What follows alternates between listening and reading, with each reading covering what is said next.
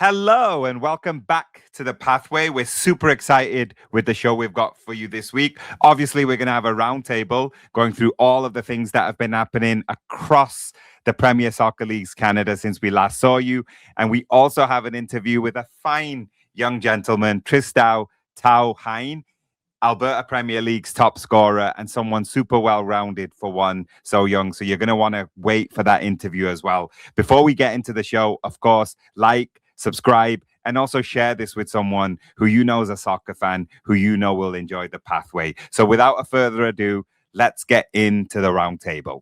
Before we kick things off, I'd like to acknowledge a proud partner of the Premier Soccer Leagues Canada, Major Sports Analysis. MSA delivers the data behind the game. Every men's and women's OPL match is powered by MSA Insights with performance features and data-driven spotlights across the league.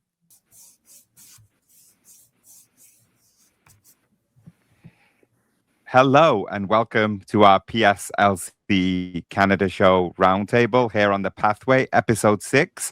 And now we're going to be turning our attention to what's been happening across the leagues because there's plenty to talk about since the last time we were here with you. From individual honors, title races, national competitions, there's lots happening. So Carlisle, Nelson, Alf, good day to you and let's dive in. Good to be here. The first thing I want to talk about is about one of our guests from the show already, Cian Proctor. His star continues to rise, and we're going to start right there on the West Coast. So by the time we are going to be live with this episode, Vancouver FC defender Cian Proctor will have been named the CPL U21 Player of the Month for the second consecutive month. He's come through the BC Premier League with TSS Rovers and before making the jump into CPL, and we can link to the show below where we had Cian on the show earlier. But Carlisle, just not even talking about BC, I want to talk about general pathway.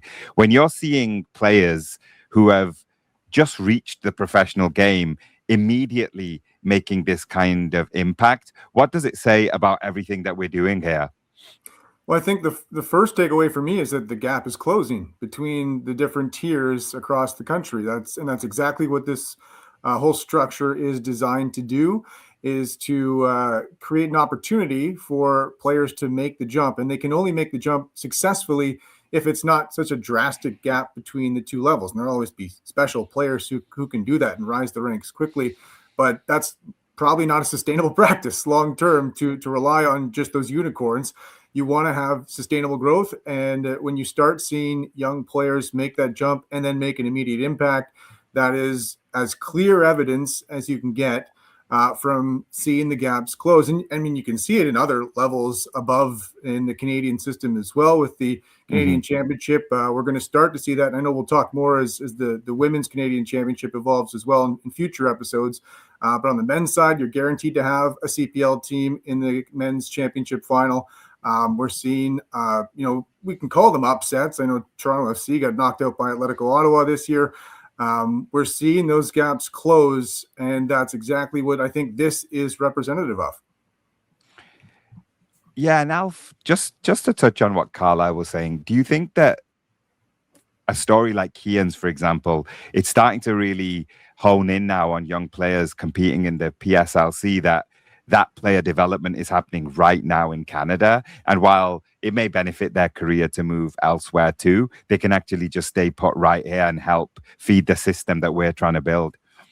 I think that's the crux of the story. I think that many players who are in the PCSL at the moment have a good opportunity to make a significant impact on CPL within a matter of weeks or months of coming into the league. I look at a player like Anthony Aromatario, who was in that system just a year ago, and at what he's done at Forge FC this season has, I think, for many, gone beyond expectations. So you look at and there are several players across the league now that have their roots in that pathway and have made significant impacts, as Kian has done, as Anthony has done. That just goes to,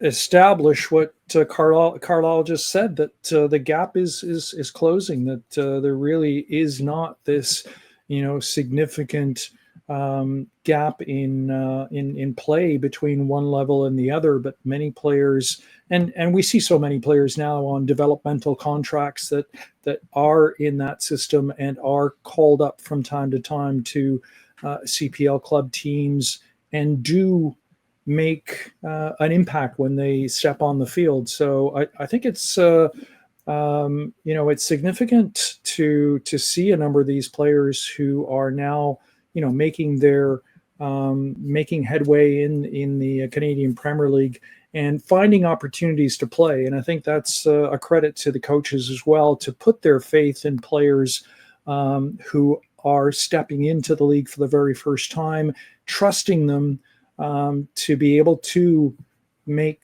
a level of impression on the league in general. And just following up from that BC story, if we head over to Ontario, I know we have a few Ontario experts on the roundtable. The OPL 3 season has wrapped up. Woodbridge Strikers B have lifted the title with the 2-0 win over the Borough. Meanwhile, the women's OPL 1 and 2 have now concluded too, and the men's OPL 1 and 2 are still incredibly tight. Nelson, welcome back to the show. This is the stage of the season where every point feels massive. What stories are catching your attention right now in the OPL? I mean, we're talking about OPL 3. I'm looking at the Kingston Sentinels. Where they're in their first season, they're trying to make a name for themselves. And what they're doing at Caraco Field, the team they're building, the culture they're forming there in what was once a OPL founding city, when it was League One Ontario back in 2014. They've since lost the Clippers. They're building something really special that I can only really compare to maybe Electric City when they first started in the league as well. Jacob Ball has been tearing it up in the Northeast Division. He's got 18 goals across his matches. Yes, they ended up falling, I believe it was to the Borough in penalties on that weird picking up the penalties where they left off previously situation at Zanchin Automotive Center.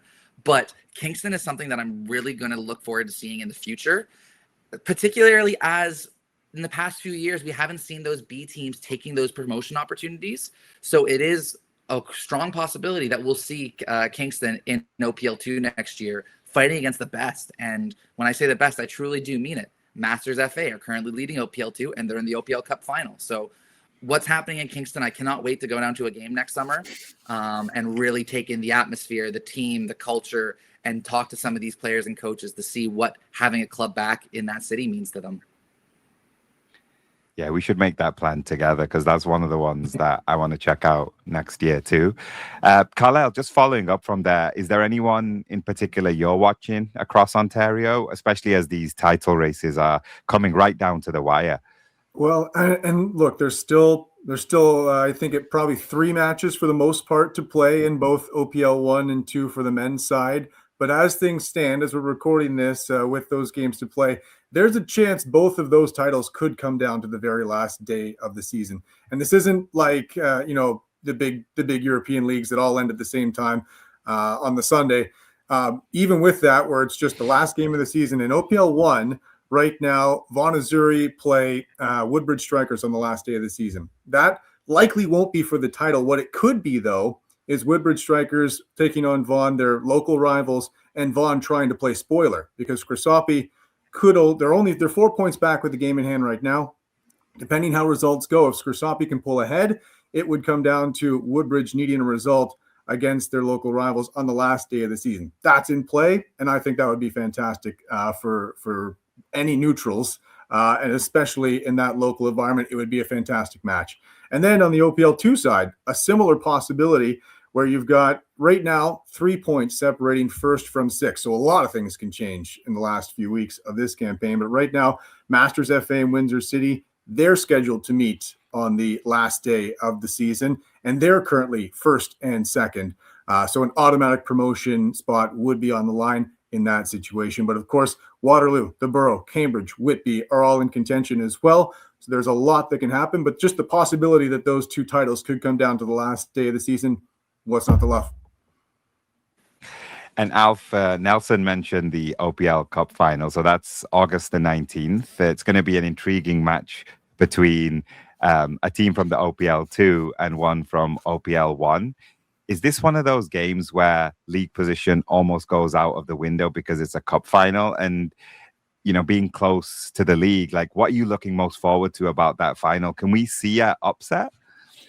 Absolutely, you can see an upset. I think that Masters has proven that they belong, having reached the cup final, notwithstanding that they're an OPL2 team, and they've knocked off OPL1 teams along the way. So, yeah, absolutely. This is the beauty of cup competitions, right? Wherever we're looking, whether it's here in North America or over in Europe, this is the beauty of cup competitions, that any team, because it's a one-off situation, any team at any level has the opportunity to cause an upset, and I think that the pattern flows also on the women's side as well, because we saw a similar situation on the OPL Women's Cup side with OPL 1 and OPL 2 teams facing off. So this is, I think, what's interesting about the league structures, that allows interplay between divisions, between categories, and it gives players another level to compete at, and gives them more expectations and more opportunities to display their wares and their level of play against higher competition. So I think that's the attraction for me, will be to see just how these two teams match up in what will be an exciting final. If I can make a comment on that, is that just course. because of what this cup means to Masters FA. Ever since their league championship in 2019, the club has seen a decline, almost akin to Guelph United's, and they lost in the 2021 Canadian Championship to York 5-0, and then they proceeded to be in the bottom half of the table, and then the past two seasons they've been stuck in this purgatory in the middle. So to finally be able to not only top the championship OPL 2 as the champions, but also be in this OPL Cup final, it's truly a return to form that this club has been yearning for some time. And I'm curious to see what this will mean for their side for next season, if they'll keep the same coaches, if the players are going to stay together, because far too often at the PSL level, teams that win are then stripped for parts because they get players going off for international contracts, going to the professional level, and they have to do those rebuilds. So I'm hoping that doesn't happen to Masters, because I do really like what they're building there at Lamoureux, but this cup means a lot to them, and that cannot go understated. Thanks, Nelson. And yeah, to any of you, I'll finish with a final question, which is, there's so much football coming in the next couple of weeks as we start to wrap up. Is there any storyline you're particularly looking forward to that we haven't touched on today, or something you'll be watching super close? Look, if I may, I just wanted to point out there's an interesting pattern as far as the women's is concerned, and because I happened to do a game this past week featuring Whitby and International FC, and both players on both teams represented national teams. There was a player on International FC, Delana Markowski, who is a Guyanese national team player, senior national team player, and she's had a number of appearances for that national team. And there's a player on Whitby who I have had the pleasure of speaking to years ago, Rebecca Bartosh, who is a player for the Guam national women's team. So you're looking at players in the pathway who are actually representing national teams in various parts of the world. So I found that very interesting, that, just happenstance that two players on two opposing teams happen to represent, international teams. And even though, the both of them have Canadian origins or Canadian roots, but they've chosen to represent those national teams in their respective places. I'll jump in and just add that, as we get closer to the nitty gritty of these seasons, and we've started to see some trophy lifts already as some of the women's campaigns wrap up.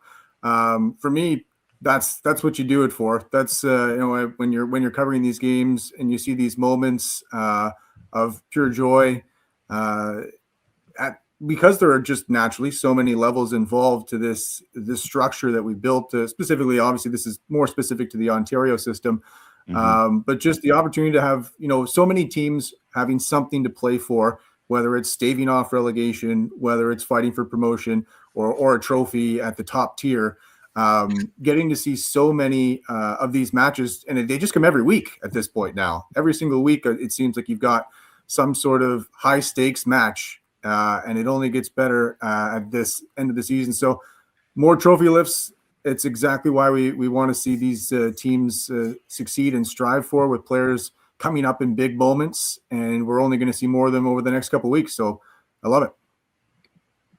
And going to that point about trophy lifts, I want to throw it out to Quebec, because in LS Pro, the men's top division, we have a three-way race for first right now. CS Saint Laurent and FC Laval are both looking to claim their titles, but Ottawa South United is only 1 point behind in second place, and they've been holding on to it for the entire season. If Ottawa South ends up claiming that title, we'll see 6, potentially 7 clubs based on Ontario in the Canadian Championship next year. And it would be a first title for Ottawa South in their existence at the semi-pro level. They really struggled in previous seasons, but this year they were like a bat out of hell and have taken the league by storm. So if they are able to claim that title, 6 teams next year between the professional and semi-professional levels will be from Ontario in the Canadian Championship. And I think that's amazing for this sport in Canada. Very much so. So thanks for the wrap up, guys. And clearly no shortage of football to keep an eye on for our fans. It's obviously exciting for us all to see the many meaningful matches and all of the opportunities as well that continue to emerge. Gentlemen, thanks as always. Thanks for everyone for joining us. And we'll see you next time on the roundtable, where we'll have more updates from what's happening as the seasons close. Okay, so our next guest is one of the most exciting attackers coming through Premier Soccer Leagues Canada. Tao Hine is still only 18, but has already put together 2 outstanding seasons at 18.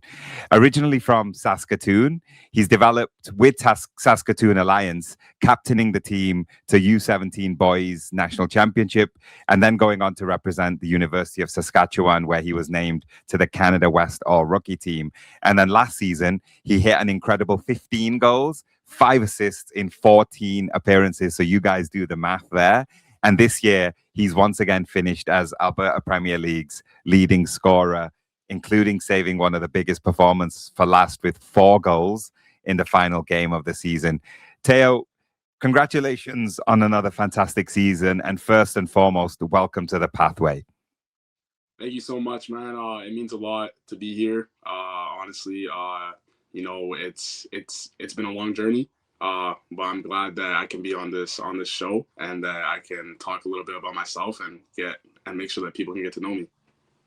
So let's start with this season. You finished as the Alberta Premier League's leading scorer after being BTB's leading scorer last year as well. How would you assess your season personally? I'll be honest, coming in, it was hard, I just came from university, so I came I'm a little late. So coming in, I didn't really get the minutes I wanted. First game I only played 20 minutes, but it's just a thing where you're just getting tested, right? You just keep working hard, and that's what I did. I ended up getting my spot back, and I started scoring goals. I would say that I don't think it was as good as last season individually, but that's because when you're on such a winning team, you don't have to be as important, right? I had players like Anthony Caceres, Rylan Adrizzi, Ayuba Kamara, all these players who stepped up, and it helped me so much because when you're on a winning team, you don't have to put up those same numbers that you did at one point. So honestly, as a whole, I'd say this season was just so good because having a team with great players around you is just something you can't even compare. Mate, I love the humility. I like you even more than all the research I've been doing. So, did you feel any extra expectation after the numbers you put up last season? Yeah, no, 100%. Coming back, after having such a good season at just 17, you're gonna come back with high expectations. Like obviously not just from the league, but from the coach. But at a player at a decently high level, all that matters is performance, right? At the end of the day, if you're a young player looking to make it to the next step, you can't get in your own head about these expectations, this and that. At the end of the day, we're all footballers. And obviously with that expectation, to me, that's just motivation because that just means that I have to push more and I have to do more. And being able to do that, knowing that I have that mentality just makes me so proud of myself, knowing that I can do that with a chip on my shoulder. Yeah, so 4 goals to finish the season. You've got to say that you saved something really special for the finale, save the best for last, if you will. Have you ever scored 4 in a full-blown game before? Obviously, you have in the park and in junior leagues, but is this the first time? And either way, what was clicking for you that day? Yeah, at U17 nationals, my junior year, we went to nationals in U17 the year before we won. We played against Newfoundland, and I scored 5 goals that game. So, I mean, I guess I scored 5. And then last year we played against Villains at home, and I scored 4 goals as well. But I think like what clicks is you just have a feeling. You have an X factor. You know, there's something different in the sky. For me, I know against Cali's, it was because my mom was there. And my mom, I love my mom. She sacrificed so much for me. And I know, and my mom was like, I personally, I'll be honest, going to that game was hard for me. I'm in the middle of preseason. It was a long drive. My mom was like, Tao, I'm taking you. Get up. We're going.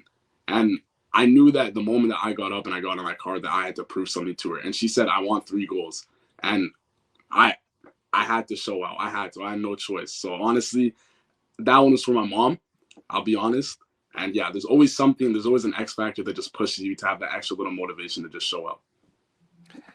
You know what's super interesting is this show's about you and you're the interview subject, but as you can hear from my accent, I'm from the UK. My mom just arrived to visit me in Canada. I'm Canadian at this point. Like I've been living there for over 10 years, but that actually means a lot hearing you say that because my mom just arrived. So hearing that was your motivation is super, super cool, man. You're shaping up to be a very well-rounded young chap. You're giving flowers to your team. Your mom's your motivation. It's a future role model right here. And speaking of role models, there are goal scorers that are often seen as, who people want to emulate. Your coach describes you as having a natural eye for goal and strong attacking instincts. What do you think is your biggest strength as a striker? Yeah, 100%. I'd have to agree with my coach. I feel like ever since I was young, there's just been a thing where I just want to score, and I feel like some people call striker a very easy position, but I don't think people understand how hard it is to have a mentality to want to go out and score every game. And if you don't score, you're disappointed with yourself. Honestly, it's something that you can't teach. And I'm just happy that I was blessed with it. I think my greatest ability, because I'm not the biggest player, I'm not the strongest, but I'm definitely the hungriest. And I think that's what changes me apart from others, because just how much I want it. And I always want to score. I don't care how it is. I could score from pressing the goalie and kicking in the net or scoring a 40-yard banger. To me, a goal is a goal.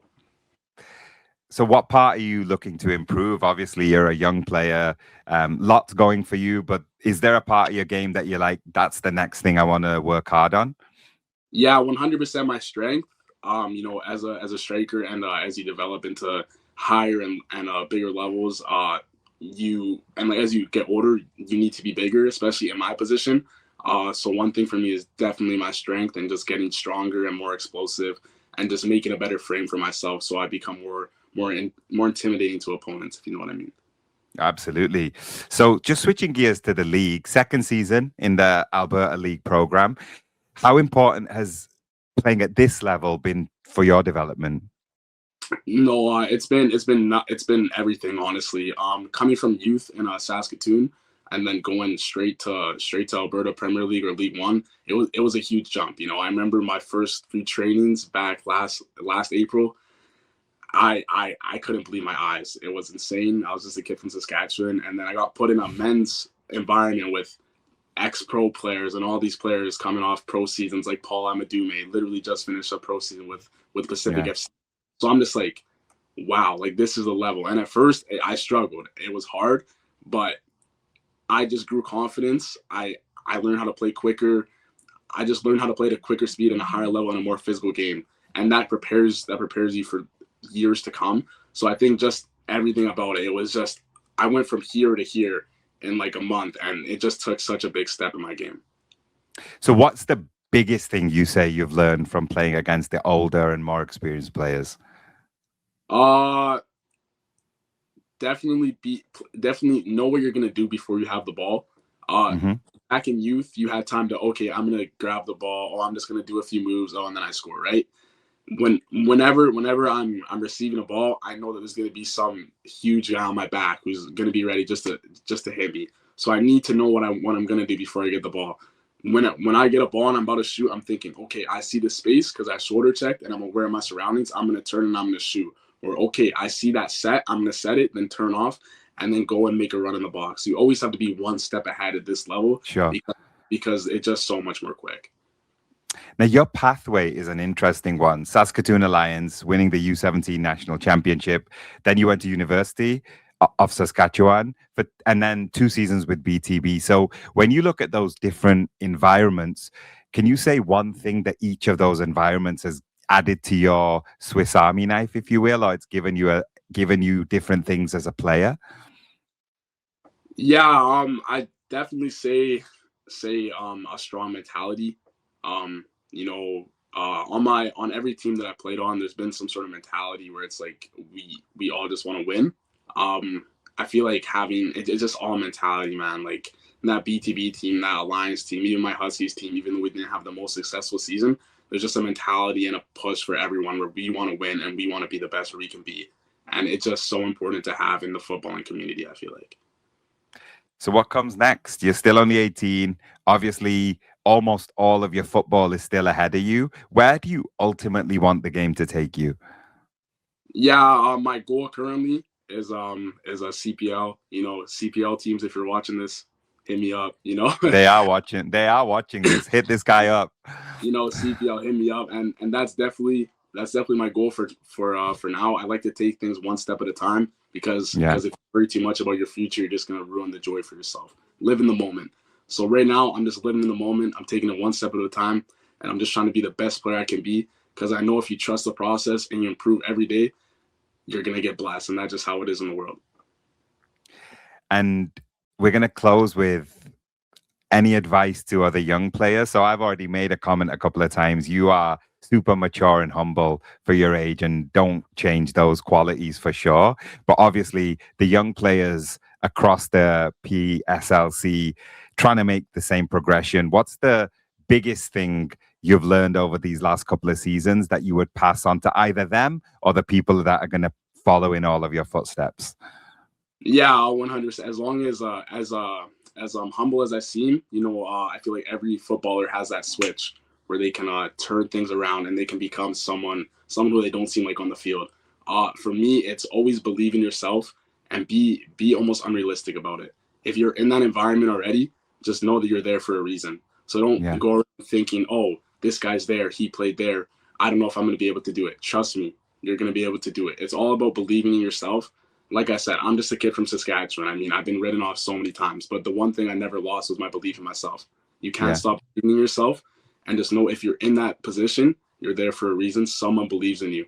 So if someone else believes in you, all that you need to do is believe in yourself, and trust me, good things will happen. Tao, congratulations on another season. Thanks for being on our show. We would love to stay in touch and keep having you on as your journey unfolds. And yeah, we're going to be watching you next season, wherever the journey takes you. Thanks so much for joining us, mate. Thank you so much for having me, man. It means a lot. And there you have it. Another episode in the books. Like I said in the intro, please like, share, subscribe. We want to grow this channel. We want to keep bringing this content to you. So the more you help us with that, the better we'll be able to bring you content. But for now, that's this week's episode done. See you next time.